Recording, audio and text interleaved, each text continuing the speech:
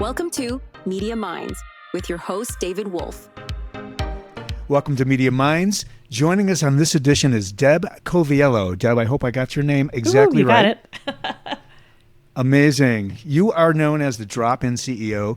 Superpower, Deb, and I know this about her, is lowering the temperature and elevating conversations with empathy and patience. Oh, do I love this subject matter. The world needs more of what you're doing, Deb Coviello.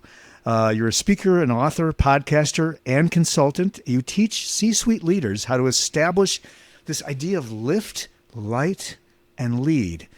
Create this context, this environment in a world where there's a lot of chaos and a lot of crisis. So you're also the author of The CEO's Compass, your guide to get back on track, and also the new CEO Playbook, Stop Chasing Results. This is interesting.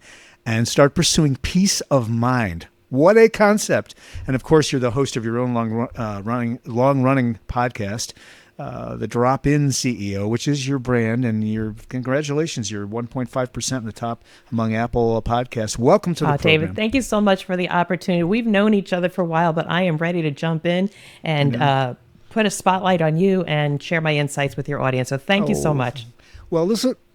Absolutely. I was going to say this will be terrific because, I run a small business and the work you do certainly applies to me. So I'll have some natural and organic curiosity as we talk about the work you're doing.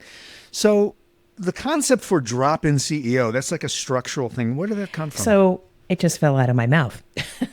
One day early on when I was being podcast interviewed, again, I really didn't have a brand. And the host said, Deb, what is it that you do? And I said, well, I am like the drop-in CEO. I drop into businesses, partner with the C-suite leader, assess the landscape, and elevate the people for a lasting impact. And there was a lot more around that. But then he said at the end of the interview, Deb, that's brilliant. Where did you come from? And I said, I don't know. It just came out of my mouth. But then I said, wait a second.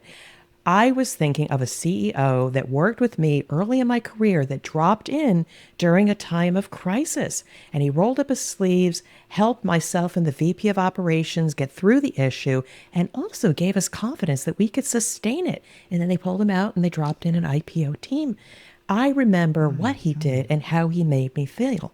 And that is exactly how I operate when I drop into businesses. So didn't own it for about 6 months. They were pestering me, this podcast company. And then I said, let's finally do it. And I adopted the Drop-In CEO as the podcast and also a trademarked brand. Brilliant. So this concept of lift, light, and lead, it kind of sounds like what might be, but when you go in and work with a CEO or work with a team or however you administer, the program, how does that, where do you start from, and what are some of the challenges that you find as you unpack the business and the leadership and the culture? So before I get there, a quick story. Where did Lift, Light, Lead come from? Well, early in my brand building, I realized I had to kind of get a little pithy, a little bit, swanky in terms of branding. And while I was on one of my first consulting gigs, believe it or not, on the back of a napkin, I started writing 3 words that were started with the same letter. And out of that came lift, light, and lead.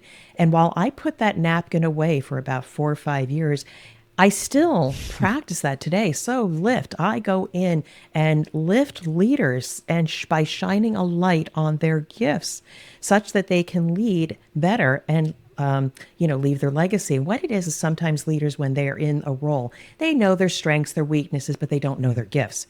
I just have a way with an external perspective. I go in and not only look at the organization, but I look at the leadership and say, do you realize you're already acting as a CEO?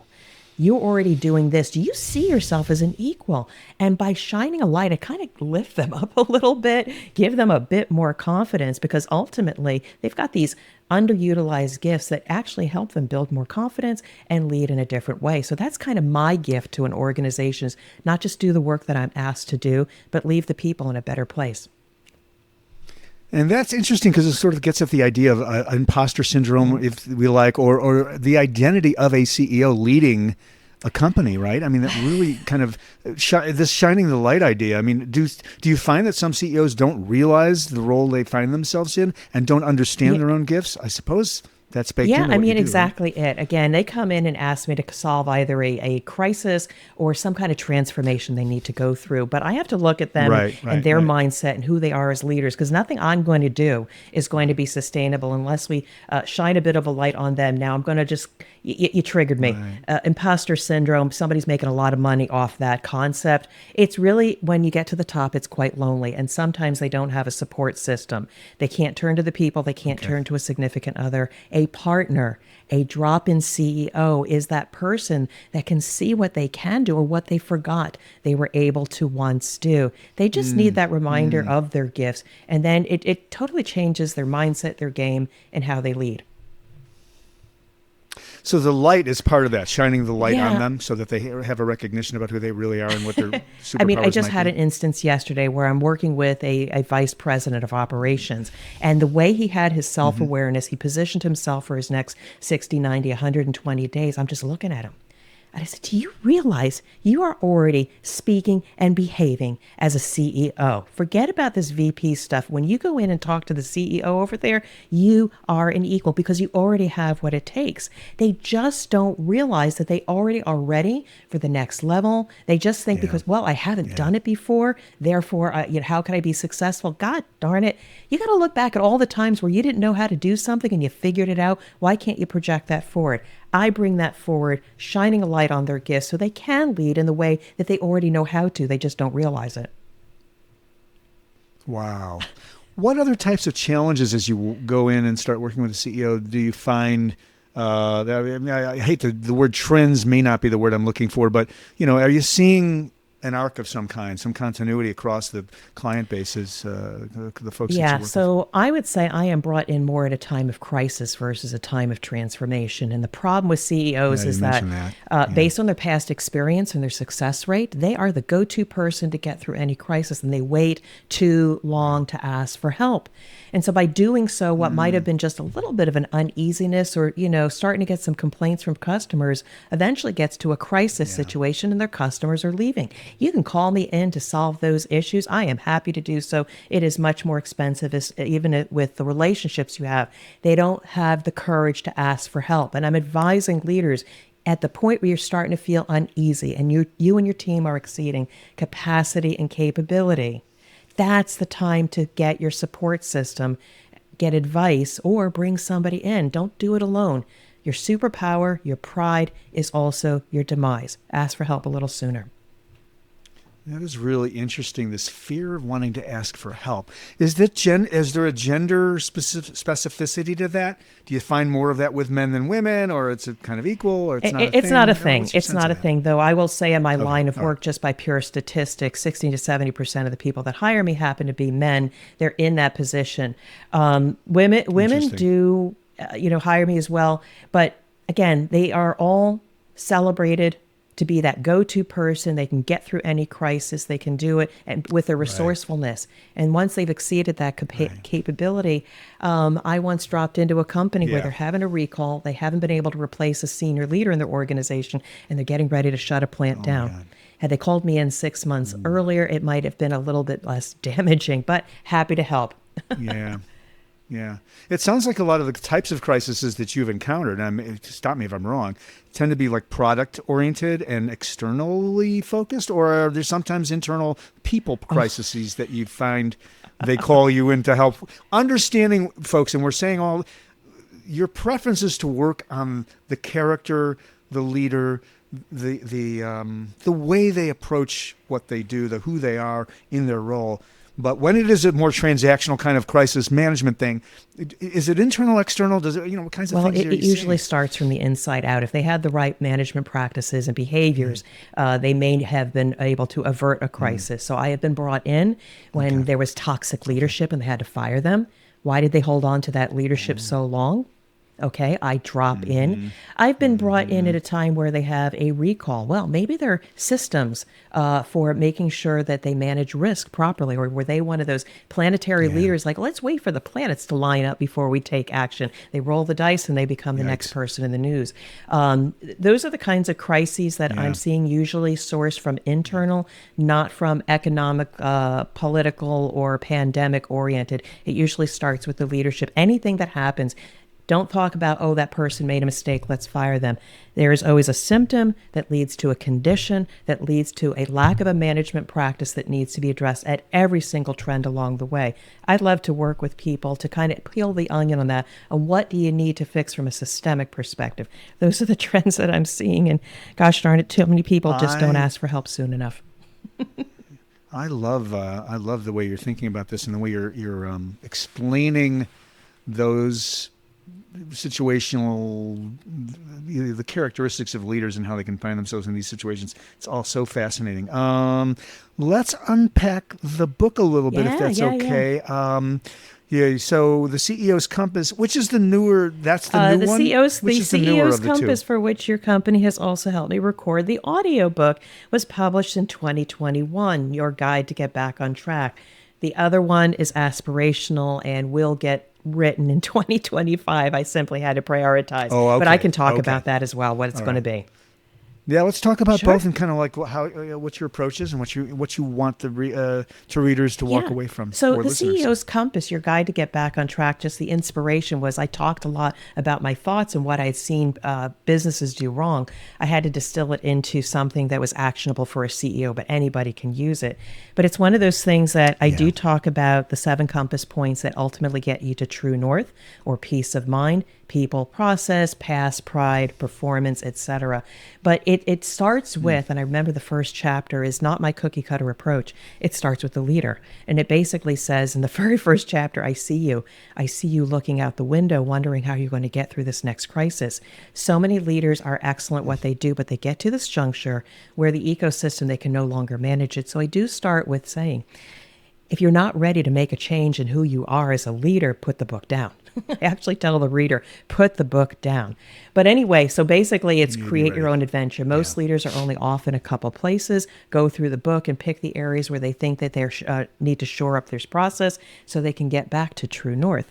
Now, as a follow-up to that, the second book was, I really, really, really realized, was that leaders actually have to make a major mindset shift. And so when I talk about the new CEO playbook, stop chasing results and start pursuing peace of mind, they have to have the courage to say, to have discipline to stakeholders to say, I know you're looking for results. I know you're looking for that EBITDA or that bottom line improvement, but have the discipline to be able to fix the processes and the systems and unleash the potential of their people as a leading indicator. Because when you do that hard work, you won't just get the results one quarter and then you don't get them and then you have to beat the people until you get it, but you ultimately get sustainable results. The other leaders that are firefighters that just high five, work people to death, they'll get the results because they're results oriented and that's how they're celebrated. They are never celebrated for achieving peace of mind. So I go into great detail into what is peace of mind, what are the things they need to do differently, leading indicators, and also the discipline to have the courage to say, I'm in this for the long game. Those are the dimensions of the books, and I can't wait to get the second one out and have you record the audio with me. Oh, I love that, and I actually need to read it or listen. I'd like to do that because this all relates to, and I said this earlier at the beginning of this segment, it all relates to all of us as leaders. I'm sure there's a lot of golden stuff. I was going to ask, so who are your influences in the work you do? You know, even before maybe you started the drop-in concept. Who impacted you? You're so rich with wisdom about how to be a leader. You know, let's just say it the most simple way because it's so encompassing. The word compass is inside the encompass. So, but who are there a couple of folks that you could point to? That you've studied, you've read biographies, you worked for them or with them? Well, it's interesting. I mean, how did I come into my own leadership? It only became to be after suffering a lot of mishaps or overutilizing strengths that later became my demise. And this is also part of who I am and what I do. I did not have a strong support system, nor a mentor or anybody that gave me actionable advice. One leader says, you need to get your MBA. Well, why? Well, that was just the trend, but it did nothing to be able to move me forward. Or if I made a mistake along the way, say, Deb, don't do that. Okay, well, where's my support? How should I do? What action shall I take? Yeah, so it came from it's a no. my own experience of having a lack of a support system. Now, Fast forward, I soon realized I needed to behave differently as a leader, not just chase results, but unleash potential. The sum total of my 30 plus years experience, I realized what you should do as a leader and what you should not do as leader. So that is the basis for it. But I will say along the way, I have read some great authors that probably came once I jumped into my entrepreneurial life. Like Dory Clark, stand out in all of her books. You have to stand out, collect your own ideas, and know what presence is. Like, who are you as a person, what your talking points. Start standing out versus just fading in. That was one thing I learned as well later in life. So I honestly, I didn't have any particular person that I role modeled from, but I saw examples of good leadership, bad leadership, and no leadership, and how I formulated my own, for which others are now following some of my work. Wow. It's a sad. The book is The CEO's Compass, your guide to get back on track. And forthcoming will be the new CEO Playbook, Stop Chasing Results and Start Pursuing Peace of Mind, which I also love that. And that's sometime in the future. Yeah, absolutely. And peace of mind, I just want to throw in here, is really a state of being. If you don't know what peace of mind is, you need to do some self-reflection. I remember peace of mind being a time when we had a major crisis in a manufacturing company, produced training videos to try to avert and train people to do the right thing. But when a technician comes into view and I'm filming this particular item, I said, do you want to actually do the training? And he said, yes. And when that individual who is so close to our customer says, this is what you need to do, why you need to do it, and if you don't do it this way, this is how you're going to impact the customer. And I just remember I got goosebumps during that moment, because I realized we did all the right work to set our people up to understand what they're doing and why they're doing, and the final impact. I realized I've done everything. I have peace of mind. This person is going to protect the customer. This person is going to protect the business. Those are moments in time that I think C-suite leaders don't necessarily recognize. But when you have those moments, or you see a relative or a child walk across the university stage and they've got a job, they've got their degree, you know your work is done, and you have some peace of mind. Peace of mind is a state of being you try to get to in the workplace as well as your personal life. Oh, I just love that. For those watching and listening, we can reach you on LinkedIn, of course. Deborah Coviello, Coviello, /drop-in CEO, like the brand. Of course, the website's one and the same, the dropinceo.com, just like it sounds. And I'm so glad we could do this, and I'm looking forward. I'm going to go grab the book now, because I'm excited about the work you're doing, and I think it absolutely applies to how I'm trying to grow my own self as a leader. So maybe we'll have another conversation about that. But I so listening, appreciate it. I mean, I just love conversing with you, it. David. It's so easy. And I love you shining a light on my work as well. Absolutely. Well, this is part of what we're here to do on Media Minds. So thanks again, Deb Coviello. We'll see you next time. We'll have that conversation. And till next time, thanks for joining us on Media Minds. You've been listening to Media Minds with your host, David Wolf. Media Minds is produced by Audavita Studios, a premier production company producing audiobooks and podcasts for clients worldwide.